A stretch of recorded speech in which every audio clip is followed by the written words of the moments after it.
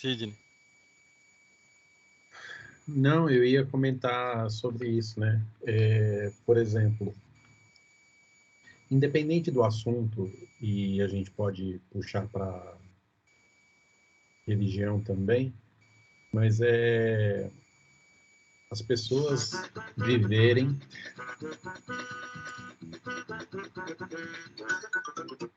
Desculpa aí. Viverem pelo que o outro diz, né? Se contentar com o que o outro diz, com o que o outro concluiu, com o que o outro pensa, é terceirizar o seu pensamento, no meu modo de ver. Porque, por exemplo, muitas pessoas hoje é comum se apresentarem como autoridade de um assunto que ela nunca concluiu, que ela nunca fez, ou que ela fez um caso. Então, por exemplo, você é um profissional, eu sou um profissional. Então, por exemplo, quando me chamam para fazer uma identidade de uma empresa, faz 20 anos que eu faço isso. Então, eu tenho autoridade para entender quais são as necessidades, o que precisa ser feito e tal, não sei o quê. Se você procurar os cursos de design online que existem por aí, a maioria deles é feito por meninos que não concluíram um projeto sequer. E aí fala assim, não, você tem que desenvolver a marca dessa forma, você tem que desenvolver a embalagem desse jeito. Ótimo, mas quantas você fez? Aí não tem lastro, né? E isso acontece na minha área e tenho certeza que acontece na área de qualquer um que está ouvindo a gente e de qualquer um de nós que estamos aqui. Então, para você ser uma autoridade, você precisa oferecer algum conhecimento, alguma expertise, né? E as pessoas abraçam, né? Abraçam. Mas o fulano disse, mas quem é o fulano? O que ele já fez na vida? Qual que é o currículo dele? Né? É o que eu costumo dizer sempre. Por exemplo, se você precisa contratar uma diarista para sua casa, e aí você fala assim, tem alguém, pessoal, tem alguém para indicar aí?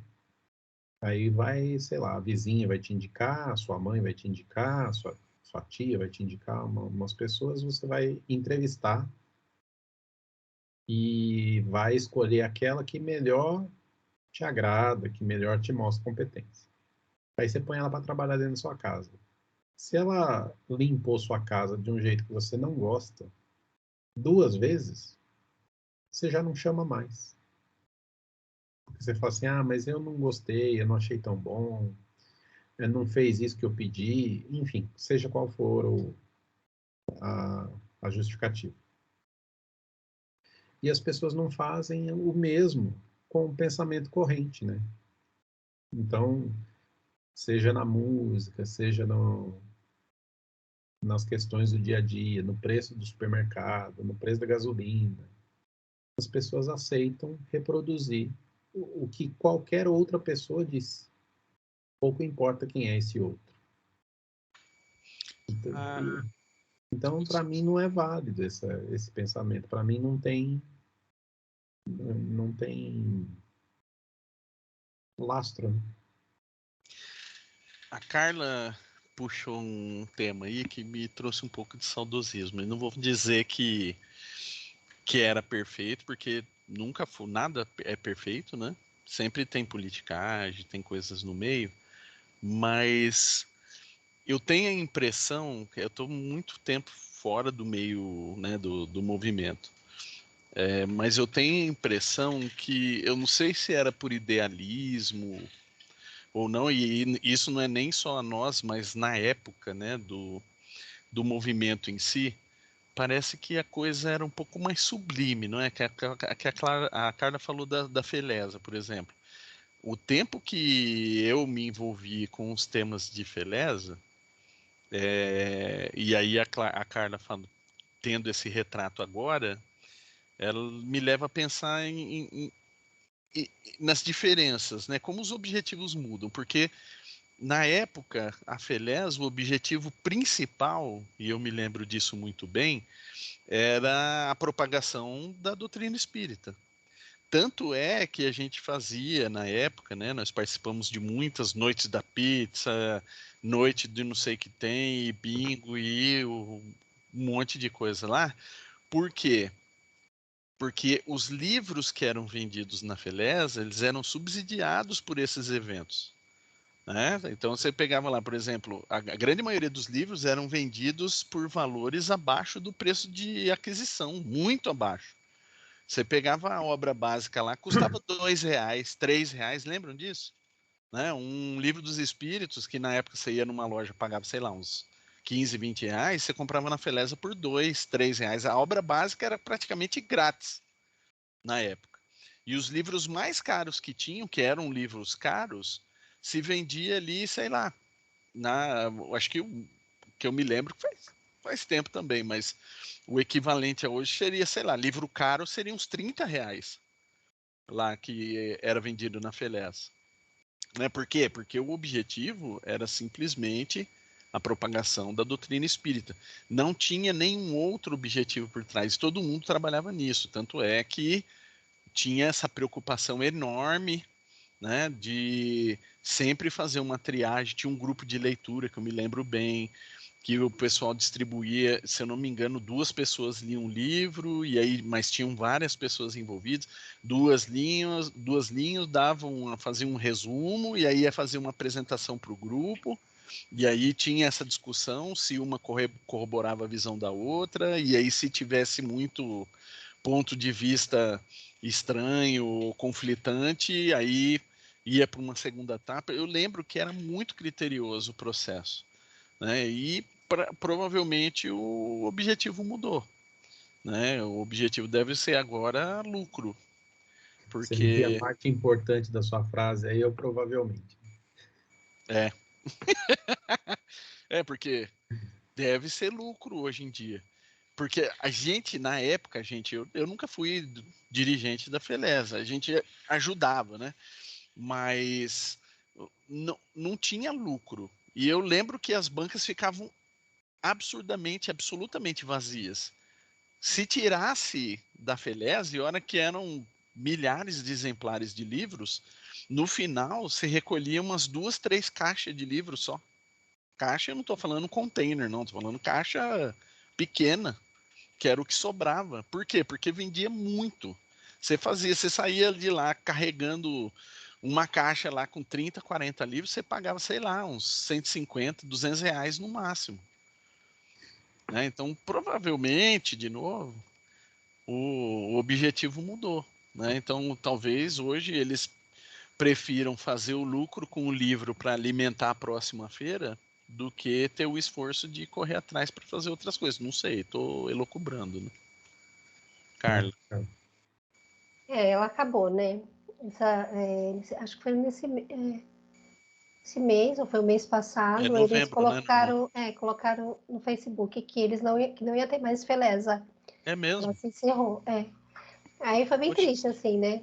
muito Porque, triste. assim, porque hoje em dia também está muito fácil, né? Comprar livro pela internet, tem... E pelo que eu me lembro, assim, que o seu Jurandir ficava sempre com ele, né? Que eles, no começo e até depois de muito tempo, para eles venderem os livros pela metade do preço, eles pagavam a outra metade. Então, era Eles subsidiado. desembolsavam a outra metade para poder oferecer o livro mais em conta, né? Na feira. Até tinham aqueles marca-textos, tinha uma frase que foi o Sidney que Acho que criou, né? O Sidney fez alguns marca-textos, não fez, para Felez? Eu lembro que tinha um que estava escrito assim, livro espírita, não, livro presente de amigo, livro espírita presente de irmão. E aí o pai do Serginho, seu Oswaldo até falou no final que quem tinha feito foi o Sidney. O Sidney nem estava lá, mas aí ele falou que ele falou para todo mundo que foi o Sidney que tinha criado, que era da Almesa. E quando a gente entrava na feira, já tinha aquele clima gostoso. Você já era envolvido naquele magnetismo, né?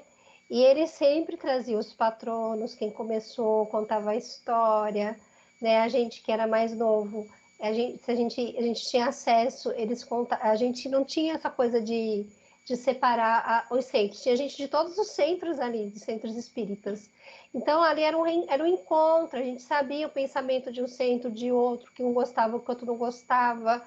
E todos eram muito sérios, né? A gente percebia que existia uma seriedade entre o movimento espírita. E eles criticavam algumas obras que eles não deixavam colocar lá. Então a gente teve isso. Eu entrei com 15 anos, eu sei o que era certo, o que era errado, porque eles falavam. Agora é tudo solto, né? A mocidade mesmo, o coordenador às vezes é igual professor, tem professor que não sabe o que está dando aula, tem coordenador que não sabe o que está falando, só fala o que quer. Né? Eu estava comentando com a minha mãe essa semana, eu falei assim, a minha mãe falou assim, por que você não está indo na solidariedade? Aí eu contei para ela o que tinha ocorrido, e ela falou assim, mas eu já te falei que aquela pessoa era perturbada, que não sei o que, não sei o que lá, não sei o que lá, não sei o que lá. Aí eu falei, tá, mãe, mas assim, o problema é que parece que contaminou os outros, né? Todos estão contaminados pelo fake, pela mentira. Ninguém consegue pegar e falar, eu saí como errada. Então, se eu sou errada lá dentro, é melhor eu sair. Eu vou ficar lá fazendo o quê?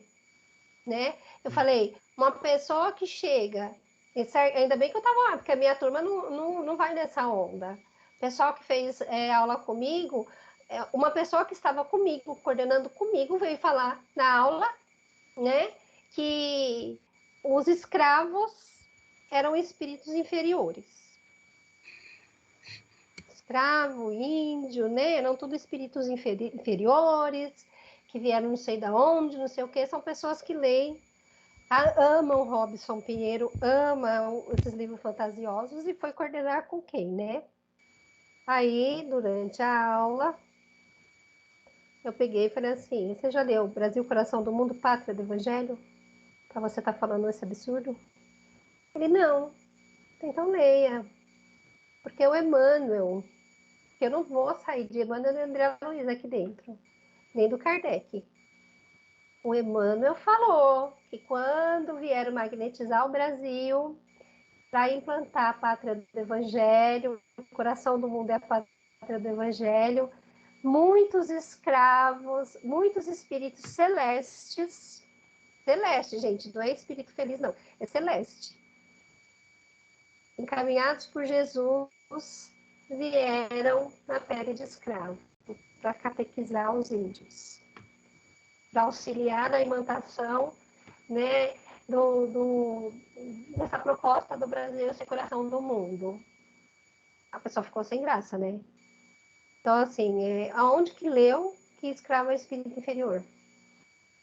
Isso que no centro que ele ia lá, ele recebia o preto velho, e depois lá no centro ele começou a trazer os preto velho lá para dentro também.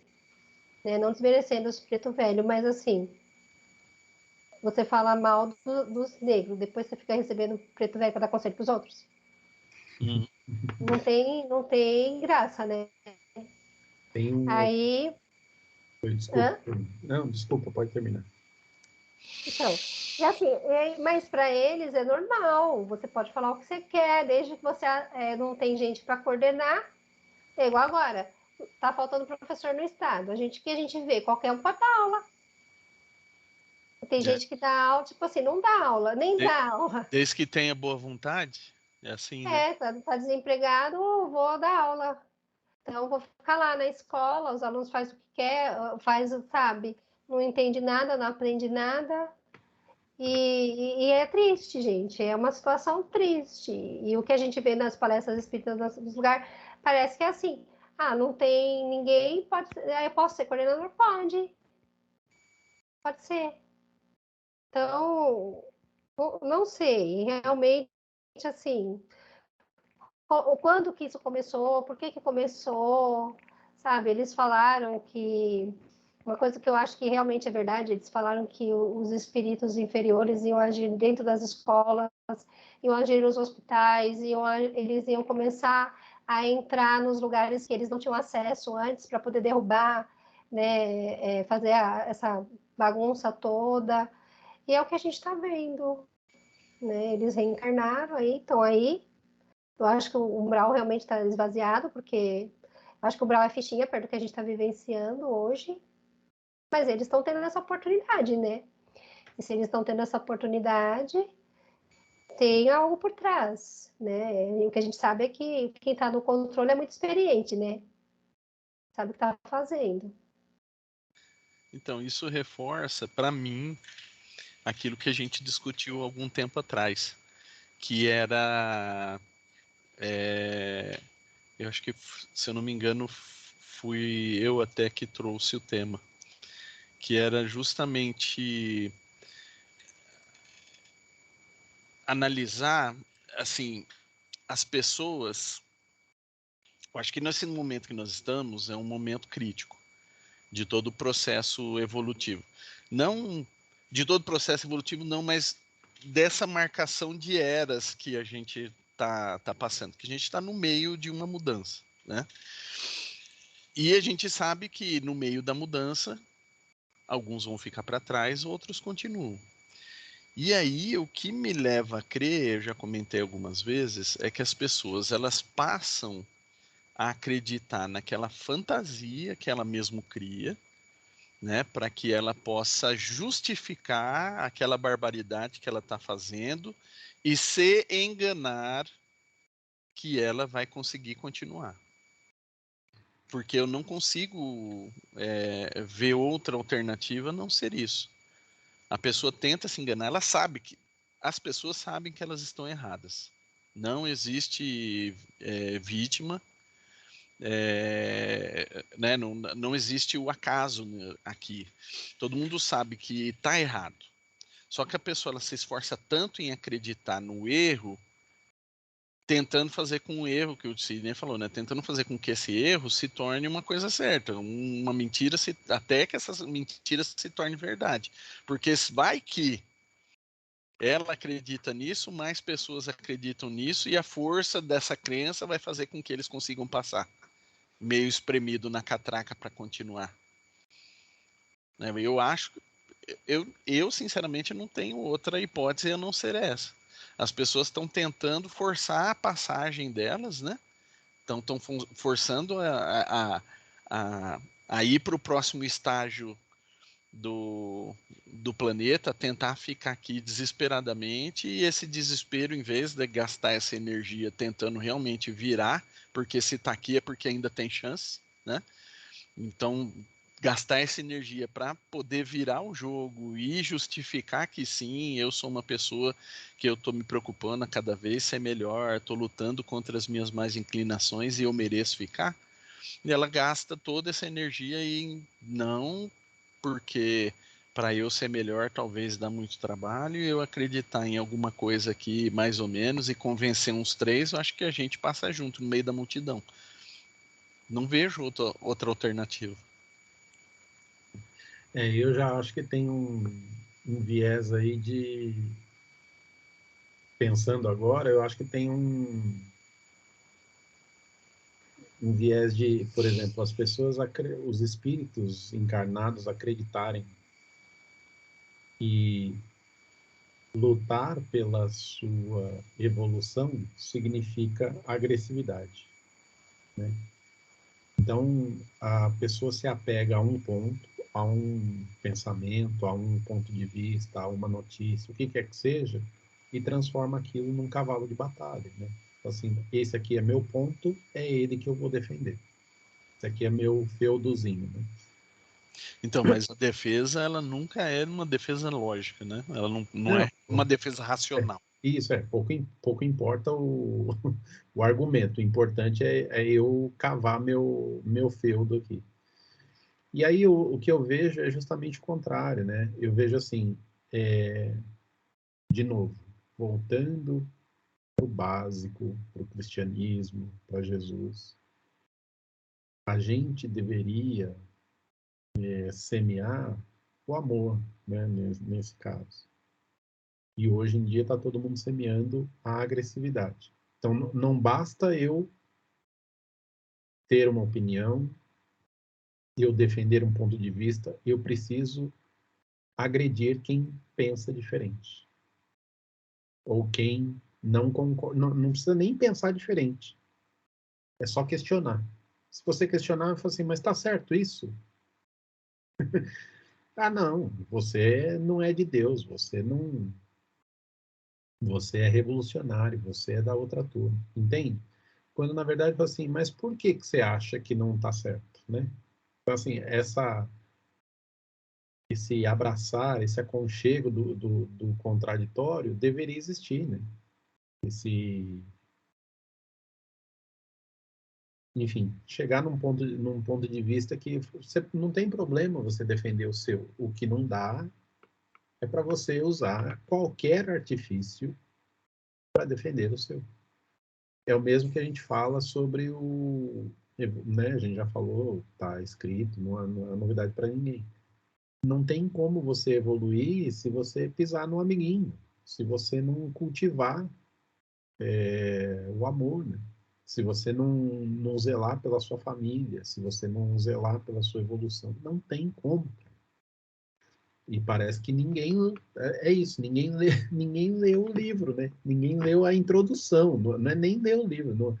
Se você lê a introdução do livro dos Espíritos, da Gênesis, do Pentateuco, você percebe ali que isso só tem um caminho. Eu acho que vai um pouco além até, Sidney. As pessoas estão reinterpretando o que já foi interpretado várias e várias vezes para poder justificar o seu ponto de vista. As pessoas estão usando pontos, por exemplo, estão usando escritas sagradas, pegam pontos da Bíblia, leem uma coisa, entendem outra completamente diferente e brigam por conta disso. Ao ponto de ter pastor que fala que se Jesus voltasse e fosse para a guerra, ele sim iria armado. Né? Tem vídeo na internet para isso. Vários. Né? Então, como Mas assim, gente?